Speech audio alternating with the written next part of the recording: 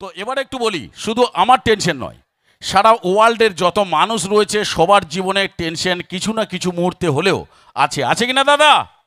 সেই রকম একটু খেয়াল করে দেখবেন, সারা পৃথিবীতে যেমন মানুষের টেনশন আছে, সেই রকম সারা পৃথিবীতে যত পশু আছে তাদেরও কিন্তু টেনশন আছে, আছে না?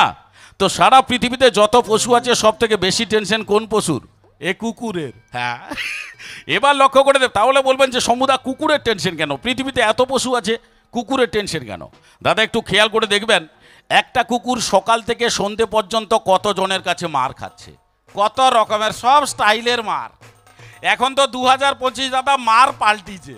কেউ লাঠি দিয়ে, আবার কেউ যেতে যেতে পায়ে, আবার কেউ ডোগা দিয়ে, অনেক ব্যাপার আছে। কিন্তু দাদা এই কুকুরের সব থেকে বেশি টেনশন কখনোই জানেন? লক্ষ্য করে দেখবেন, এই কুকুরকে যখন হনুমান মারে, তাহলে বলবেন সমুদা কুকুরকে হনুমান মারে? মারে মানে স্টাইলে মারে।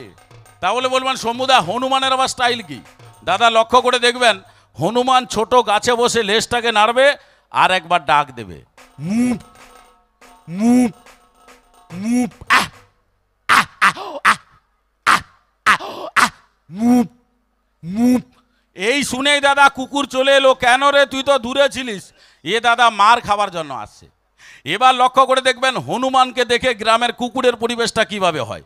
একটা গ্রামে তো অনেক রকমের কুকুর দেখা যায়, তার মধ্যে মুহে মশা ঢুকে টাক আছে, ওটি বুঝ না, মুহে ঢুকে। তো যাই হোক, তো এবার লক্ষ্য করে দেখবেন হনুমানকে দেখে গ্রামের কুকুরের পরিবেশটা কিভাবে হয়। একটা গ্রামে তো অনেক রকমের কুকুর দেখা যায়, তার মধ্যে নেড়ি কুত্তা মার্কেটে বেশি চালু, যেখানে যাবেন পেয়ে যাবেন, এর অভাব নেই, সব জায়গায় পাবেন নেড়ি কুত্তা। না বৌদি, জল আনতে গেলে দেখবেন সেখানে হার বসে আছে, সব জায়গায় পাবেন। এই নেড়ি কুত্তার আওয়াজটা কিভাবে হচ্ছে হনুমানকে দেখে, তার নাম নেড়ি, তার আওয়াজও সেই রকম, হনুমান আর কুত্তা। রাস রাস রাস রাস রাস। একটা জিনিস আপনারা খেয়াল করে দেখবেন, এ কুকুররা যখন ডাকে তাদের পিছন কিন্তু তালে তালে নড়ে। এটা জীবনে মিস্টেক করবে না। আমরা কথা বলতে বলতে মিস্টেক করতে পারি, কিন্তু কুকুরের তাল জীবনে মিস্টেক হবে না, ডাকলেই পিছন নড়বে। কিভাবে? রাস রাস রাস, এটা জীবনে মিস্টেক করবে না। আর একটা কুকুর, একটু ব্যাস দেবেন তো, আর একটা কুকুর আছে খুব রাগী, মোটা করে রাস্তা টার্নিংয়ে শুয়ে থাকে। আমার বন্ধুরা অনেকে দেখে বলি এটা মনে হয় ভিলেন কুত্তা, বেশ রাগী ঝাঁতো মাথা।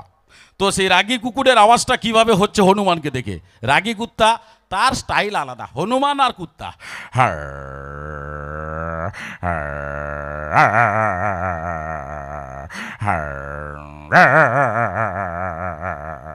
দাদা সেই সময়ে কুকুরের ঘাড়ে একটা মাছি বসছে।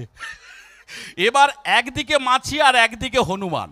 এবার সেই পরিস্থিতিটা কুকুরের কিভাবে হচ্ছে, হনুমান আর ঘাড়ে মাছি, তার স্টাইলটা দেখুন। তা একটু হালকা ভাষাবেন,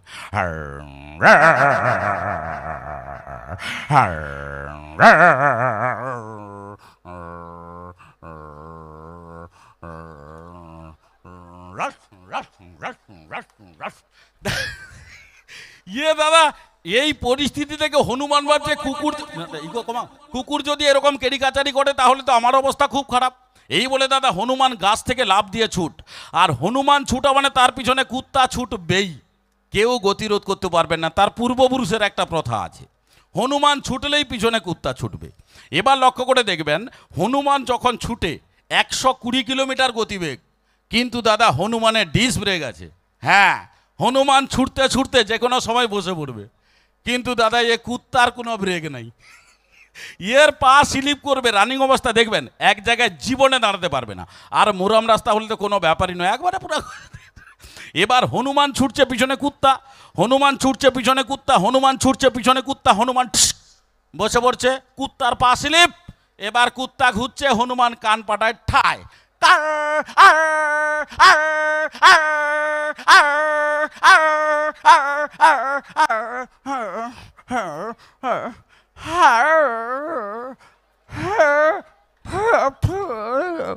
সাত আট পুরুষ সে হনুমানের সঙ্গে দেখা হবে না। দাদা ভালো লাগলে কুত্তার জন্য একটু হাতে তালি, কুত্তা বলছি সরি, কুকুরের বিষয়টার জন্য একটু হাতে তালি।